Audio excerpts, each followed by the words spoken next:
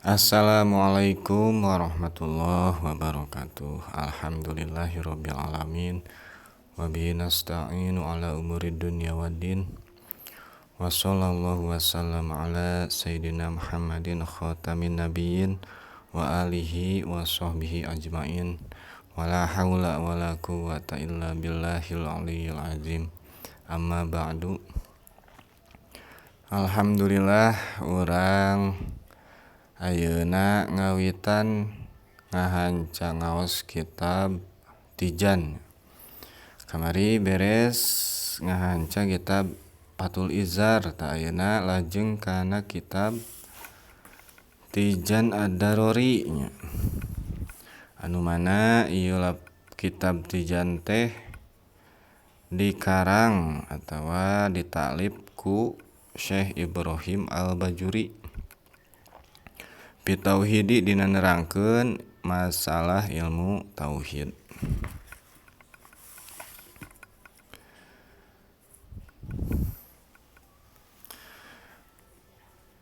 Lajeng wae bismillahirrahmanirrahim. Qala al-musannifu rahimahullahu taala wa nafa'ana bi ulumihi amin. Bismillahi ngawitan abdi ngaos kalawan nyebat jenengan Allah. Sifatna Allah Ar-Rahmani anu maparin nikmat ageung. Sifatna Allah Ar-Rahimi tur anu maparin nikmat alit. Alhamdu ari sadaya puji lillahi eta tetep kagungan Allah Rabbil alamina anu mangeranan sakabeh alam. Wassalatu jeung ari salat jeung ari rahmat wassalamu jeung kasalametan ala rasulillahi eta tetep ka utusan Allah sallallahu alaihi wasallam. Sholla muga maparin rahmat sallallahu Allah alaihi ka Kangjeng Nabi wasallama jeung kasalametan. Tos sakitu heula. Dina ieu kitab musonif ngawitan atanapi memulai ieu kitab teh ku kecap basmalah, tegasna bismillahirrahmanirrahim, ku jumlah basmalahnya. Tah eta teh aya beberapa sabab, beberapa faktornya. Di antarana nyaeta iktidaan bil kitabil aziz, tegasna turut kana kitab Al-Qur'an. Anu mana kitab Al-Qur'an kan dina tiap suratna teh dikawitan ku bismillahnya. Kecuali aya hiji surat nyaeta surat Baroah nya. Tah eta mah surat Baroah jadi nerangkeun kital atawa perang nya. Jadi dianggap teu pantes ayeuna surat anu nerangkeun kana perang anu berdarah-darah, tah kitu dikawitan ku bismillah gitu. Tuluy diantarana pangna musonif ngawitan ieu kitab ku jumlah basmalah teh nyaeta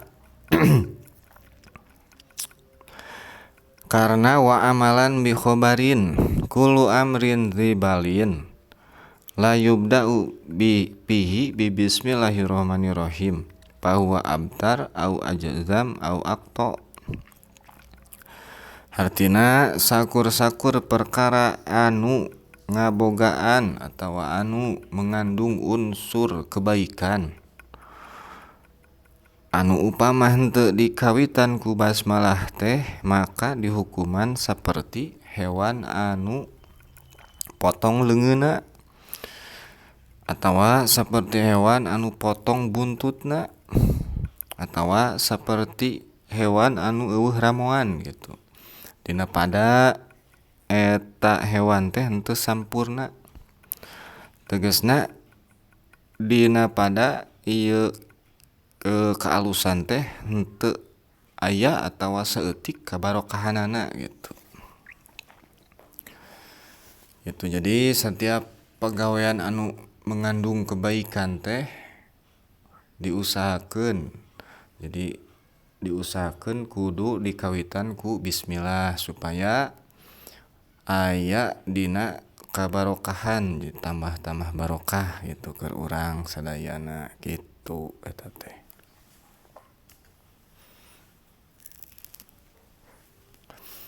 Tah eta nya. Lajeng alhamdulillahirabbil alamin tuluy di dieu nya masih keneh pembukaan ku kecap alhamdulillah di muqaddimah. Nah, muji syukur ieu musannif teh ka Allah Ta'ala anu mana Allah Ta'ala teh nyaeta zat anu mangeranan sakabeh alam. Tuluy wassalatu wassalamu. Tah di dieu aya kecap as-sholatu.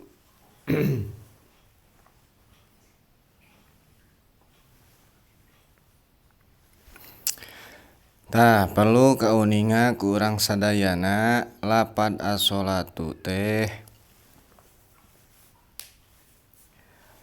ieu ngabogaan tilu makna nya. Ngabogaan tilu makna. Hiji aya makna lugawiyun cek lugot nya. Kadua makna syar'iyun cek syara'. Katilu ngabogaan makna lugawiyun wa syar'iyun cek lugot jeung cek syara'. Tah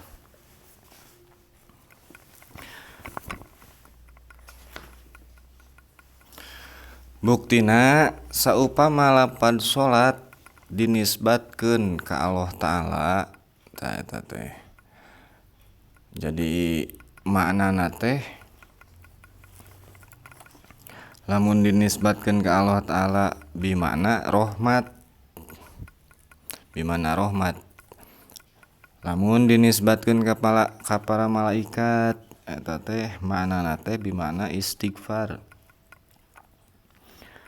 Tah barang upama dinisbatkeun kana anu sejenna maka eta teh bimakna at-tadarru'u wa du'a'u gitu.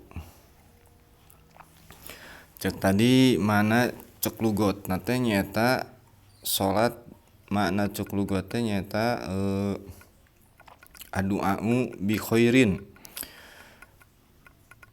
Ad-du'a'u bi khairin tah eta nya doa kalawan kaalusan. Lamun cek syara salat cek syara nyaeta aqwalun wa af'alun wa aqwalun muftatahatun bitakbir wa muhtatamatun bitaslim. Setiap pirang-pirang omongan ucapan jeung pirang-pirang pagawean anu dikawitan ku takbir takbiratul ihram jeung ditungtungan ku awes salam. Tah eta mah salat cek syara nya anu salat 5 waktu teh tah eta. Tah lamun cek mantiki mah salat teh disebutna teh lafdul musytarok nya.